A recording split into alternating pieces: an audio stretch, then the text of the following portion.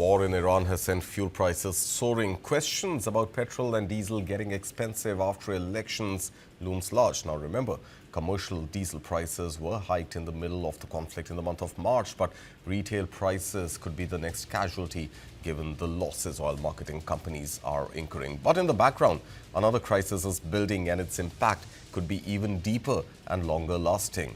The Iran war is hitting India's backbone, its agriculture, from two sides at the same time, fuel and fertilizers. And there's a third dimension too, which is the monsoon. Let's take them one by one.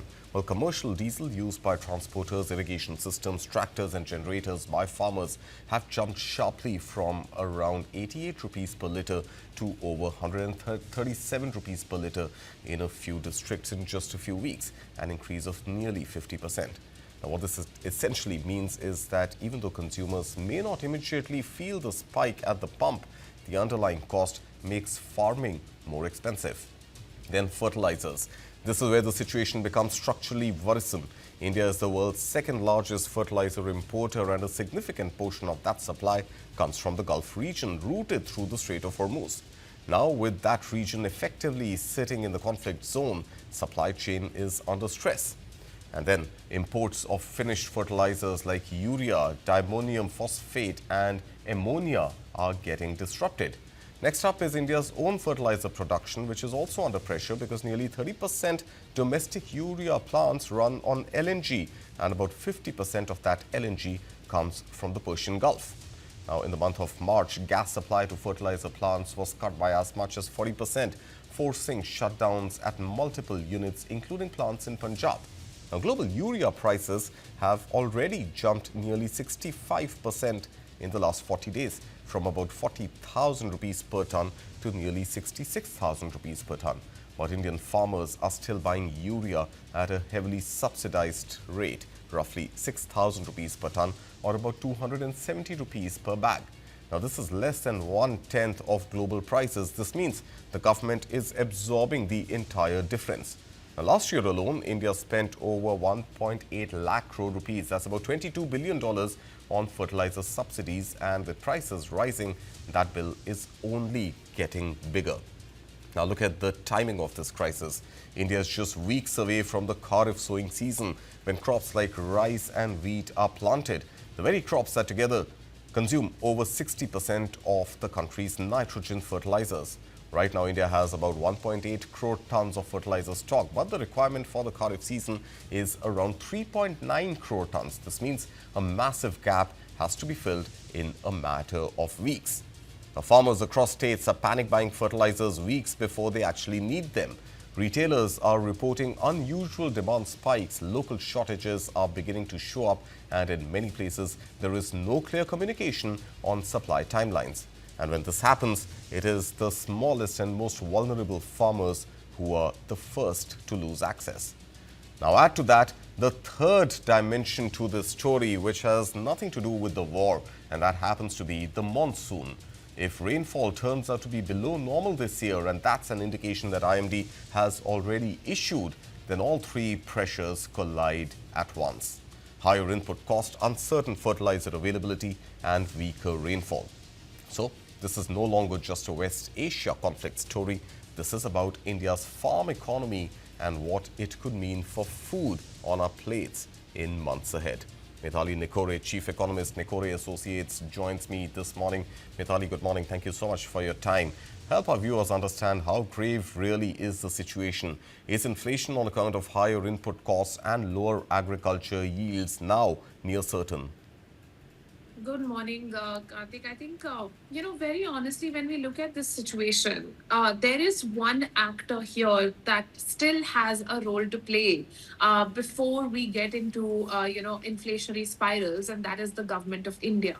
Now, we know that the government of India has a massive fertilizer subsidy program in the budget of 2026-27. Nearly 42,000 crores was approved as the fertilizer subsidy. And this is, in fact, orders of this magnitude have been spent by the government of India for several years in order to cushion farmers from the impact of global fertilizer price fluctuations. So I think this is one, very important instrument. And if you remember in your show, on the budget week, we were talking about the fertilizer subsidy. Do we still need the fertilizer subsidy? And truly, this is the test of that, one very unspoken about instrument. Because what will happen right now is that the farmers will not see the input prices changing immediately. What will happen is that the government will have to pay a higher price for fertilizers in the market, based on the availability of the fertilizers.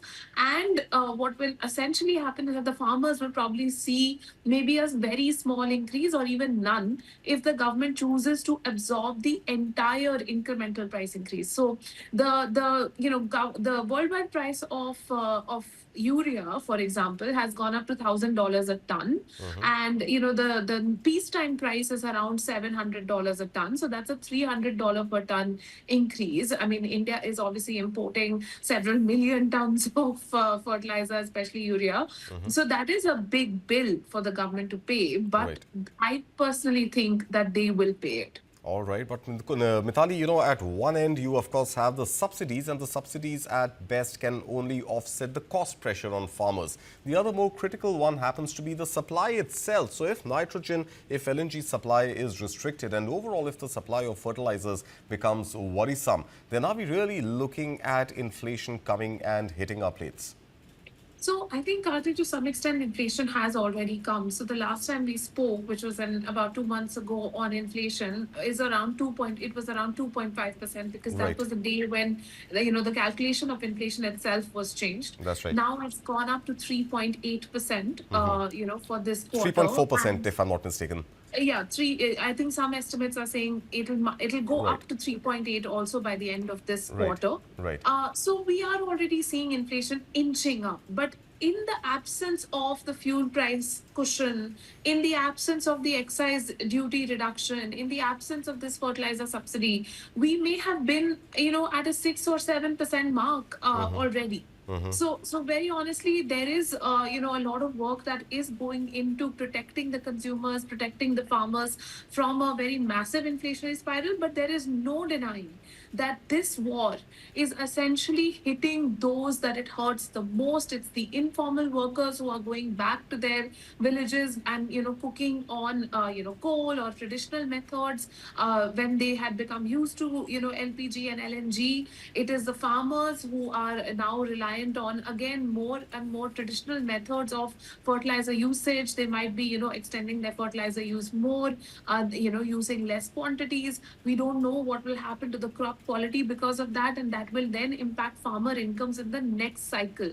So very honestly, at this point in time, the government's bill in terms of just supporting these crises and helping the population weather these crises is going up significantly. Because again, if there is a farmer income loss at a massive scale, then again the government will have to come in to bail them out and to support them in the, of course, rightly so, but they will have to do it. So I feel like we already have to start planning for a farmer income support cushion from this point onwards. Right, but what does that mean for government finances? What does it mean for India's fiscal deficit? Because it seems that even if inflation spikes, there is very little that the Reserve Bank will be able to do by way of monetary policy tweaks, because the problem is going to be supply side and not really demand side. So, A, what does it really mean for government finances if the government is expected to step in and, of course, rightly so, perhaps some would argue, support the most vulnerable?